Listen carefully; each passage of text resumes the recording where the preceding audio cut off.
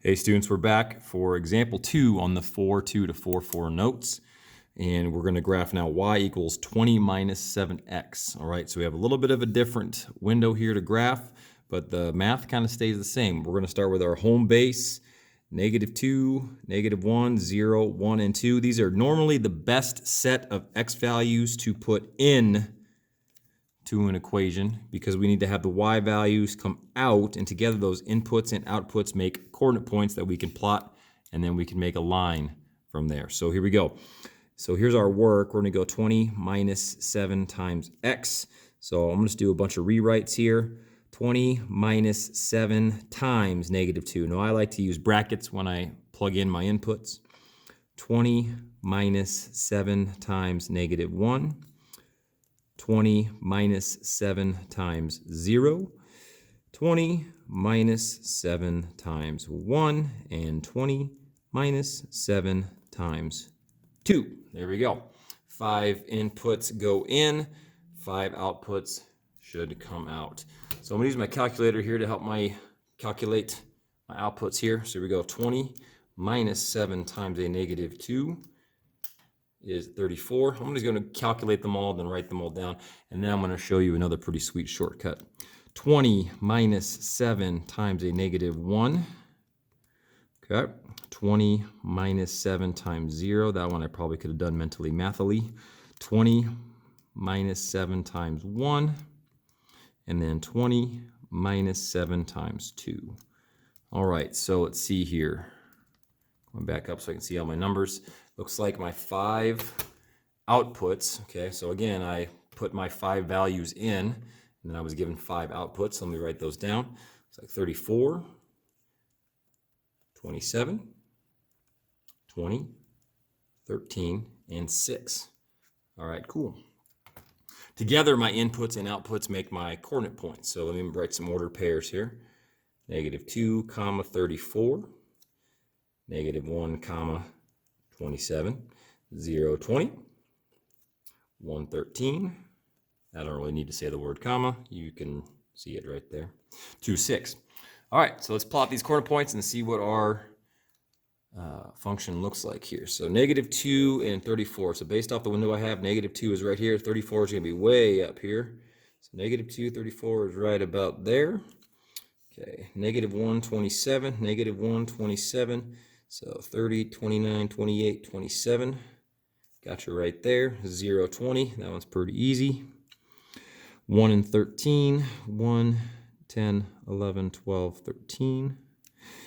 2 and 6 is going to be right about there. Now I could continue the pattern, but my coordinate points kind of map out most of the window. Up here, the original coordinate points that I plotted, I think they only did like these 5. And if you remember from the last video, I kind of only plotted a small section. So when I went to graph, I was off as I spread out my line. So if your coordinate points only cover a small section, try to spread out the pattern so your line can be more accurate. This one's pretty well spread out. So if you kind of look at the pattern, it kind of went over a coordinate point, then down 7. So if I were to continue this pattern, it'd go over 1, down 7. So if I went over to 3 and I was at 6, this would probably be 3 and -1. I'm guessing would probably be the next one.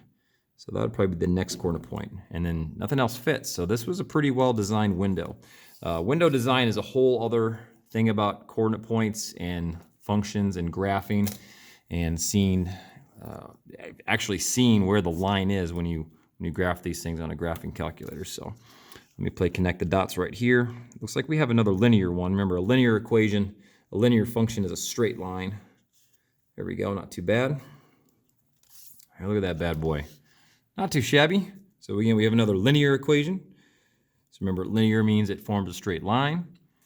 And that's about it. We had our home base, 5 inputs, plugged them in, got our outputs, got our coordinate points, took our time, plotted our coordinate points one at a time, and then everything worked out pretty good. So again, a couple of tricks here. Notice the number 20, it hits the y-axis, and the number 20 happened to be in our equation. So again, example 1, the same thing kind of happened. So there's that 5, right? It's on the y-axis. There's a 5 right there, huh? Interesting. And then I kind of gave it away already, but these coordinate points moved 1 to the right, down 7. And if you look at the equation, there's a -7 in there. It's almost like these two numbers kind of tell the story of the line. We'll get there someday. The other thing I want to show you is that these graphing calculators are extremely powerful. So as you can see, I have a TI-84 plus CE, lots of fancy stuff there. There's a couple of tricks here, so check this out. If I go to y equals, okay, I can actually type the equation right up here, or the function. The equation, the function, it means the same thing. I can type 20 minus 7x right there, okay? Then, from there, I can kind of make a table pretty quick like. So watch this. If I go to second table, see where it says table right there? I can now put in x values, and it'll spit out y values for me, live action. So if I go -2, watch what happens. Wow, -1, enter. 0, enter. 1, enter. 2, enter. Look at that. The table that I made by hand, the calculator made in a matter of seconds. Now I could use this to check that corner point that I manufactured right here. I think I said 3, -1. Well, let's check. Ooh, look at that, 3, -1. Pretty sweet. So the more and more you do stuff with functions, the more and more I would encourage you, if you have access to one, is to use the y equal, type in your function, go to a table. You can make your table in a matter of seconds. All right, cool. That's example 2. We'll see you soon.